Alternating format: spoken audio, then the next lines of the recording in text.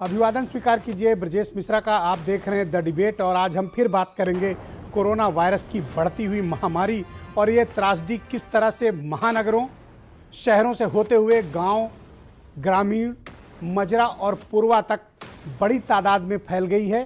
गांव-गांव बुखार फैला हुआ है, गांव-गांव खांसी जुकाम के पेशेंट्स हैं जिन्हें ये पता नहीं है कि वो कोरोना वायरस से संक्रमित हो चुके हैं। यह बेहद घातक, जानलेवा और बेहद संक्रामक वायरस है जो अब शहरों से ट्रेवल करते हुए गांव तक पहुंच चुका है। पंचायत चुनाव के बाद से गांव की स्थिति बहनों भाइयों बेहद खराब है। उत्तर प्रदेश में सांसों का संकट है। यहां ऑक्सीजन पर पहरा बैठा हुआ है और लोगों को ऑक्सीजन मिलना सबसे दुरूह कार्यों में से एक है। दूसरी लहर के सबसे तीव्र हमले के 32 दिन बीत जाने के बाद भी उत्तर प्रदेश में व्यवस्था सामान्य नहीं हो पाई है। आज भी मरीजों को बेड नहीं मिल रहे हैं, आज भी ऑक्सीजन की भारी किल्लत है, आज भी ऑक्सीजन की राशनिंग हो रही है। होम आइसोलेशन पे घर पे रहकर लोग जो इलाज करा रहे हैं, जिनको बेड नहीं मिली अस्पतालों में, उनके परिजनों को ऑक्सीजन पाना दुनिया के सबसे दुरूह कार्यों में से एक है। ऑक्सीजन पर पाबंदी लगाने वाला उत्तर प्रदेश आज भी इकलौता राज्य है पूरे देश में। क्या कारण है कि अब तक हम न तो बेड ला पाए, अरेंज कर पा रहे हैं, न दवाएं ला पा रहे हैं, न इंजेक्शन की व्यवस्था कर पा रहे हैं और न हम अपने लोगों का ठीक से टेस्ट कर पा रहे हैं। आरटीपीसीआर टेस्ट जिसकी प्रामाणिकता सबसे अधिक है, वो टेस्ट उत्तर प्रदेश में सबसे कम हो रहा है। शहरों में भी कम हो रहा है, महानगरों में भी कम है। इसके अतिरिक्त ग्रामीण क्षेत्र में तो भूल जाइए कि वहां किसी भी प्रकार से या किसी भी तरह आरटीपीसीआर टेस्ट के बारे में सोचा भी नहीं जा सकता। वहां आरटीपीसीआर का कोई टेस्ट का कंसेप्ट ही ग्रामीण क्षेत्रों में नहीं है। और पहले से प्रधानमंत्री जी भी कहते आ रहे थे और मैंने भी ये कई बार ये बात बोली, वैज्ञानिकों ने भी ये बात कही, डॉक्टरों ने भी कही कि आरटीपीसीआर टेस्ट कम से कम 70 से 80% करो। लेकिन ये सरकार जिसको कोरोना को लेकर जिसके पास कोई ठोस नीति नहीं है, वो आरटीपीसीआर टेस्ट को लगातार डिस्करेज करती रही, हतोत्साहित करती रही। नतीजा आज ये वायरस गांव-गांव तक पहुंच चुका है। बड़ी तादाद में लोगों की मौतें हो रही हैं और ये मौतें जवाब मांगती हैं। जवाब मांगती हैं उत्तर प्रदेश की सरकार से, जवाब मांगती हैं व्यवस्था से, जवाब मांगती हैं केंद्र की सरकार से कि बताइए कि जब ये महामारी दुनिया भर में आई हुई थी, इसकी दूसरी, तीसरी और चौथी लहर दुनिया भर में चल रही थी, आप क्या कर रहे थे? आपकी क्या जिम्मेदारी थी कि इस व्यवस्था को ठीक करें? लेकिन राज्य और केंद्र की सरकारों ने भयानक रूप से निराश किया है। इस त्रासदी के लिए जितने भी शब्द जोड़े जाएं वो कम होंगे। ये त्रासदी बेहद डरावनी है और डरावनी से ज्यादा शर्मनाक है। शर्मनाक इस दृष्टिकोण में कि हम अपनी राजधानी लखनऊ में भी, उत्तर प्रदेश के कैपिटल में भी हम अपने राज्य के नागरिकों को बेहतर इलाज नहीं दे पाए। और नागरिकों की तो साहब बात छोड़ दीजिए, उत्तर प्रदेश के नागरिकों के साथ जो व्यवहार हुआ और जो चल रहा है, उत्तर प्रदेश का बच्चा बच्चा उससे वाकिफ है, देख रहा है।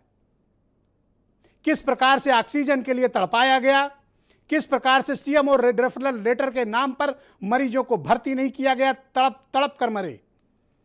किस प्रकार से जांचों में अड़ंगा लगाया गया और किस तरह से शमशान घाट पे लाशें लगी। दवाओं, इंजेक्शन और ऑक्सीजन के लिए तड़पते हुए लोग हमने देखे हैं। आंख के सामने वो दृश्य आज भी विद्यमान है। यह तो हुई आम आदमी और खास आदमी की बात। उत्तर प्रदेश में हाई कोर्ट के एक सिटिंग जज के साथ जो हुआ वो मैं आपको बताऊंगा तो आप सन्नाटे में आ जाएंगे। इलाहाबाद हाई कोर्ट के सिटिंग जज जस्टिस वीके श्रीवास्तव का पिछले मंथ निधन हुआ था, आपको याद होगा। आपको पता है कि 23 अप्रैल को जब उनको लोहिया अस्पताल में सुबह भर्ती कराया गया था, उनकी सांसें उखड़ रही थी। जज साहब को ठीक से ना अटेंडेंट मिला, ना उनको कोई देखने आया, ना उनकी देखभाल हुई और ना जज साहब को ठीक ट्रीटमेंट मिला। 7:30 बजे जब उनका ऑक्सीजन लेवल बहुत गिर गया, सांसें लगभग टूटने लगी और यह पता चला कि हाईकोर्ट के सिटिंग जज हैं, सबको मालूम भी था, उसके बावजूद उनको किसी एपेक्स हॉस्पिटल में नहीं भेजा गया। लखनऊ में सरकार का सबसे बेहतरीन अस्पताल जो वीवीआईपीज के लिए रिजर्व करके रखा गया है, जिसकी कई फ्लोर, वहां हाई कोर्ट के जज को दाखिल ही नहीं किया गया। जब तक उनको पीजीआई में शिफ्ट किया जाता तब तक देर हो चुकी थी। अगले दिन जज साहब की मृत्यु हो गई। यह इलाहाबाद हाईकोर्ट के सिटिंग जज की मौत का मामला है, और यह ब्रजेश मिश्रा नहीं कह रहे हैं।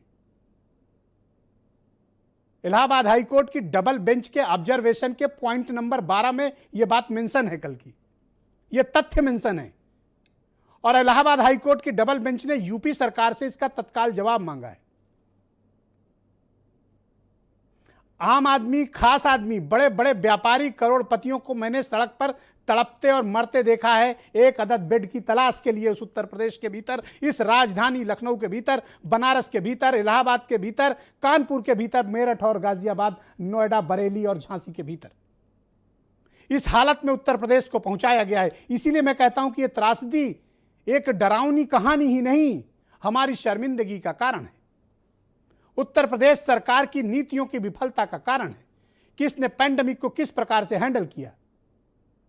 15 महीनों से वैज्ञानिक एक्सपर्ट्स, एक से बढ़कर एक विख्यात चिकित्सकों की राय बयान के बावजूद 15 महीने से लगातार मैंने इस पर 100 डिबेट भी की होंगी। हर बार यही कहा गया, कोरोना को नियंत्रण, काबू विज्ञान कर सकता है, एक्सपर्ट्स कर सकते हैं, महामारी के विशेषज्ञ कर सकते हैं। लेकिन उत्तर प्रदेश की सरकार ने कोई पैनल तक डॉक्टरों का नहीं बनाया था, एक्सपर्ट्स का बनाया था। आपको पता है कि कल रात में भारत सरकार का शाही आदेश, उत्तर प्रदेश सरकार का शाही आदेश जारी हुआ और उसमें 10-12 डॉक्टरों का एक पैनल बनाया गया। कब? कल बनाया गया। और ये कोरोना कब से चल रहा है? 15 महीने से। आप इस दूसरी लहर के भीषण संकट में कब से फंसे हैं? 1 महीने से ज्यादा। पैनल कब बना? कल। एक तो ये बात हुई। क्या यह नीतियों की विफलता नहीं है कि जब इलाहाबाद हाईकोर्ट ने आपसे कहा कि लॉकडाउन लगा दो, हालात ठीक नहीं है, तब आप इलाहाबाद हाईकोर्ट के फैसले के खिलाफ कहां चले गए? Supreme court. स्टे लेके आए कि हमें जीविका चलानी है। सुप्रीम कोर्ट ने स्टे दे दिया। और जब केस बढ़ने लगे, स्थिति बेकाबू हो गई, आप कुछ कर नहीं पाए, तो अब कभी वीकेंड लॉकडाउन लगाते हो, कभी कहते हो बुधवार तक लॉकडाउन है, फिर चुपके से आदेश दे देते हो कि नहीं नहीं अब तो सोमवार तक बंदी करेंगे। तो इलाहाबाद हाईकोर्ट की बात मान लिए होते तब। अनुभवहीनता, नीतियों की विफलता और काम की न समझ और नासमझी जनता पर कितनी भारी पड़ रही है, आज ये उदाहरण है आपके समक्ष कि आपके अपने प्रियजन तड़प तड़प कर एक एक सांस के लिए मर रहे हैं और 32 दिन से इस उत्तर प्रदेश के भीतर ऑक्सीजन पर पहरा बैठा हुआ है। आज ऑक्सीजन प्लांट के भीतर विस्फोट हुआ लखनऊ में, 2 लोग मारे गए हैं, कई लोग घायल हैं। ऑक्सीजन के लिए घर में लोग मर रहे हैं, जो सिलेंडर लेने जा रहे हैं वो भी मर रहे हैं। इस त्रासदी की कल्पना करिए, रोंगटे खड़े होते हैं, मन विचलित होता है और यह बताता है कि सरकारें कितनी निर्मम और क्रूर होती जा रही। बड़े गाजे बाजे के साथ लखनऊ में कल कैंसर को अस्पताल को कोविड अस्पताल का दर्जा दिया गया, उद्घाटन भी हो गया। आज जब मैंने अपने रिपोर्टर्स कहा कि जाओ और वहां लोगों का हालचाल लेकर आओ कि वहां किस प्रकार की सुविधाएं दी जा रही हैं, इलाज कैसा हो रहा है, तो हमारे रिपोर्टर ने काफी दुखी मन से वहां से बताया कि यहां तो कोई मरीज ही भर्ती नहीं किया जा रहा है, लौटा दिए गए हैं सब मरीज जो भर्ती होने आ रहे हैं। क्यों? क्योंकि वहां पर अभी ऑक्सीजन का प्रबंध नहीं है, पैरामेडिकल स्टाफ नहीं है, डॉक्टर्स नहीं है, दवाएं नहीं है, टेस्टिंग तक नहीं हुई है। एक टोकन के तौर पर एक मरीज को, वो भी सामान्य लक्षण का है, सिर्फ उसको लाया गया था दिखाने के लिए, और कल बताया गया कि 100 बेड का अस्पताल चालू कर दिया है, वहां कोई अब तक भर्ती नहीं हुआ। सरकार के इस प्रकार के असत्य दावे जनता के लिए जानलेवा होते हैं।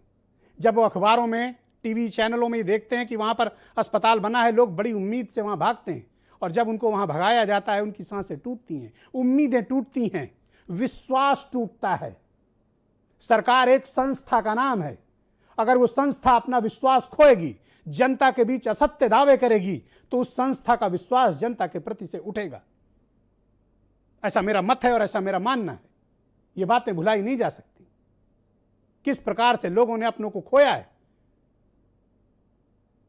क्या ये अदूरदर्शिता नहीं है कि आप उद्घाटन करते हैं, बताते हैं कि चालू कर दिया अस्पताल, और मरीज जब वहां भर्ती होने जाते हैं तो उन्हें भगाया जाता है कि अभी अस्पताल चालू नहीं है। यह क्रूरता नहीं है तो क्या है? जब एक एक सांस के लिए लोग तड़प रहे हों, आप उनके साथ क्रूर मजाक कर रहे हैं। यह अक्षम्य है और मुझे बड़ी हैरानी होती है कि इस प्रकार की चीजें कैसे हो रही हैं। कोविड से होने वाली मौतों का आंकड़ा आप देख लीजिए, सरकार के आंकड़े सुनहरे होते जा रहे हैं दिनों दिन। ऑल वेल, कोरोना कंट्रोल कर लिया, 21,000 केस तक आ गई उत्तर प्रदेश की सरकार। पर क्या आप भी ऐसा मानते हैं? क्या आपको लगता है कि सिर्फ 21,000 केस हैं?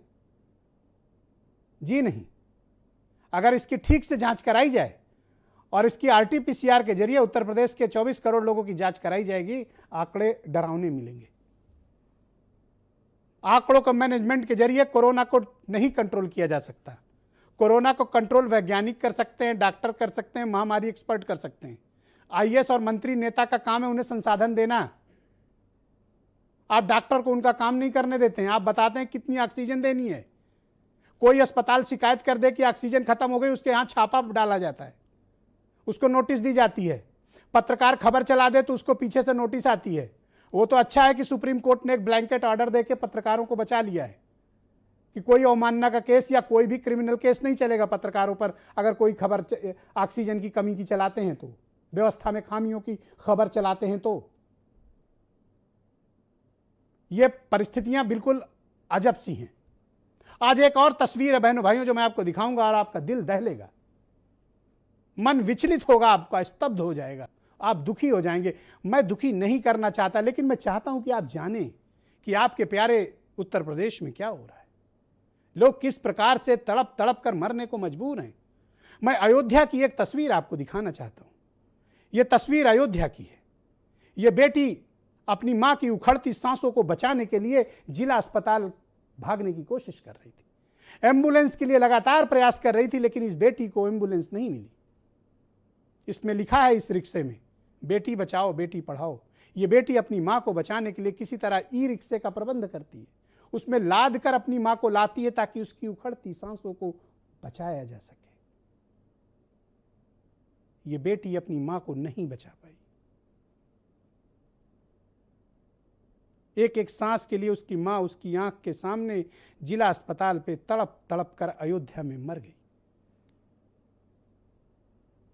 इस बेटी को जवाब कौन देगा? इस बेटी का गुनहगार कौन है? इस बेटी ने जो सदमा झेला है बहनों भाइयों, आप कल्पना कर सकते हैं, आपका रोम रोम सिहर उठेगा। जिंदगी भर इस सदमे से उबर नहीं पाओगे। अगर आप में से किसी के साथ इस तरह की ईश्वर न करे घटना होती, जिंदगी भर क्या खुद को माफ कर पाओगे? जिंदगी भर क्या खुद से नजरें मिला पाओगे? जब आपकी आंख के सामने आपके माँ बाप एक एक सांस के लिए तड़प तड़प कर मरे हों और आपको बताया जाता हो कि ऑक्सीजन लबालब है, एम्बुलेंस की फ्लीट खड़ी हैं, अस्पतालों में बेड बेशुमार हैं, तो ये कौन लोग हैं जो मर रहे हैं? क्या ये उत्तर प्रदेश के लोग नहीं हैं? क्या ये हमारे भाई बहन नहीं हैं? क्या हमारी माताएं बहनें नहीं हैं? हम कम से कम इलाज नहीं दे पा रहे हैं, संवेदना के दो शब्द तो इनके लिए होने चाहिए। क्या हमने अपनी संवेदना भी खो दी है? क्या एक नागरिक के तौर पर हम अपने अधिकार, अपने हक और हुकूक की बात नहीं कर सकते? यह अप्रत्याशित समय है। लोगों पर दुखों का पहाड़ टूटा हुआ है। सरकार का इंस्पेक्टर राज लोगों को मारने के लिए मजबूर कर रहा है। लोग कहते हैं कि मैं दुखी करता हूं, नकारात्मकता फैलाता हूं, लेकिन यह तस्वीर तुम्हें दिखाना यह मेरा फर्ज है। मैं बता दूं कि क्या है दरअसल जमीनी हकीकत उत्तर प्रदेश की, जहां कहा जाता है आंकड़ों में सब ठीक है, लेकिन जमीन पर किस तरह तिल तिल कर लोग मर रहे हैं, इस बेटी के सदमे से पूछना, ये जिंदगी भर इस सदमे से उबर नहीं पाएगी। और तुम में से बहुत से ऐसे लोग होंगे जिन्होंने इस सदमे को झेला है, उस मेंटल ट्रॉमा को झेला होगा जो इस बच्ची ने झेला है। क्या यह सरकार को कभी माफ कर पाएगी? या सरकार इस बेटी को कभी न्याय दे पाएगी? है किसी में हिम्मत जो इस बेटी का सामना कर सके? नहीं होगा, क्योंकि आप में नैतिकता नहीं है, आप में संवेदनाएं नहीं है, आप इस बच्ची का सामना नहीं कर सकते। अभी भी वक्त है।